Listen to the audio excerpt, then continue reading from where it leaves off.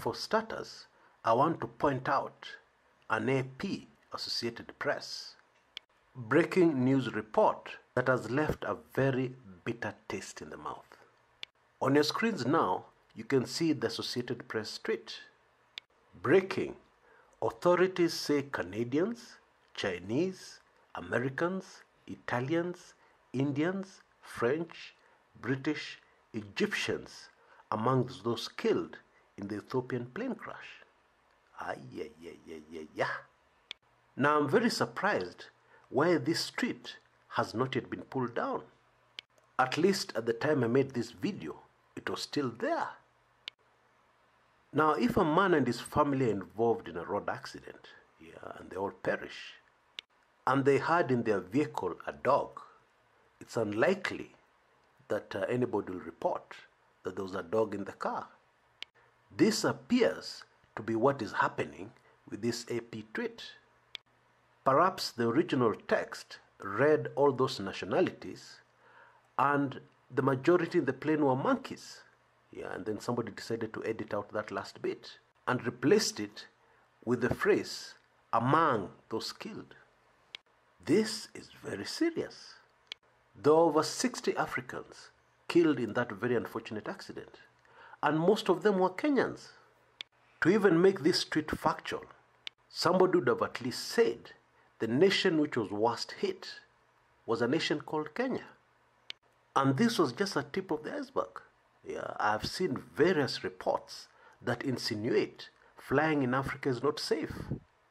What they're actually saying is that when you put monkeys to pilot planes, what do you expect? Now the facts speak different. Some of the best pilots in the world come from Africa. In the 90s, when an Ethiopian Airlines aircraft was hijacked, and the hijackers believed the aircraft had enough fuel to fly them to Australia or something like that, and of course the plane ran out of fuel. The Ethiopian pilot landed the aircraft on the Indian Ocean, and saved very many lives. Now there's no doubt that a pilot who lands an aircraft that has run out of fuel on the Indian Ocean in the water, and manages to save lives in the process is a pilot of exceptional skill, and not a brainless monkey, some in the West would want to believe. Now I'm recording this YouTube video from Africa, from the heart of Africa. And no, I did not escape a lion attack on my way to record this video. Neither did I see any elephants on my way in. Yes, I get it. There's a lot of ignorance in the West about Africa. Like the one I had some time back. Somebody said, I fear going to Africa. What if an elephant appears on the runway as our aircraft is landing? Oh yes, I get it. There's a lot of ignorance. But then, be ignorant, but don't be abusive towards Africans. Africans are very intelligent. In many instances, exceptionally intelligent. In my view, anybody who remains ignorant in this day and age of the internet and Mr. Google has to be an irredeemable idiot. I mean, these days we even have smartphones. How much energy does it take to make a few taps on the screen of your smartphone and get an answer? Now, unfortunately, this attitude towards Africa seems to have informed some of the decisions being made in the West over the recent very unfortunate accident in Ethiopia. The US Federal Aviation Administration has made a ruling that I'm predicting is going to wipe out its reputation built over 50 years. The FAA has ordered Boeing to make urgent improvements to the 737 MAX. But meanwhile, the aircrafts are not grounded. Now, I'm not an expert, but that doesn't make any sense. You have acknowledged that improvements need to be made, which means that those flying this particular aircraft, before those improvements are made, are at risk. Common sense tells you that when you order urgent improvements, meanwhile, that aircraft needs to be grounded.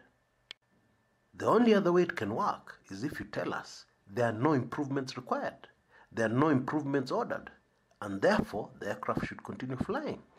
Otherwise, if you've ordered improvements, gosh, I know Africans are not supposed to think, but this thing is so obvious.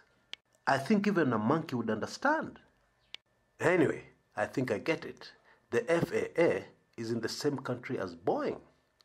And we are talking commercial interests here. And it is very sad, because if this accident had happened in the US or somewhere in Europe, this aircraft would have been grounded a long time ago. You know, the Americans have an expression that they use a lot these days: collateral damage.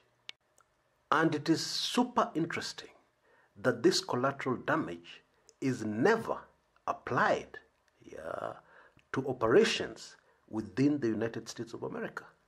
It is never applied to operations where American lives are involved. But in a drone attack somewhere in Africa, in Somalia, collateral damage. And so in my view, the very unfortunate deaths in Ethiopia are collateral damage. The deaths of Americans, Canadians, etc., was very unfortunate. What were you doing in Africa, flying an African airline anyway? But the death of the majority Africans, that's collateral damage. Let's move on. Fortunately, the Singapore authorities do not agree with the FAA. The Civil Aviation Authority of Singapore, CAAS, has temporarily banned the use of Boeing 737 MAX on its airspace. And it is so obvious to me that was the right thing to do. It is very sad, but all initial indications are that the truth about what really happened in Ethiopia is going to be drowned in commercial and political interests. Powerful commercial and political interests. I predict that the verdict will be pilot error, which in this case will be a nice way of saying pilot incompetence in Africa.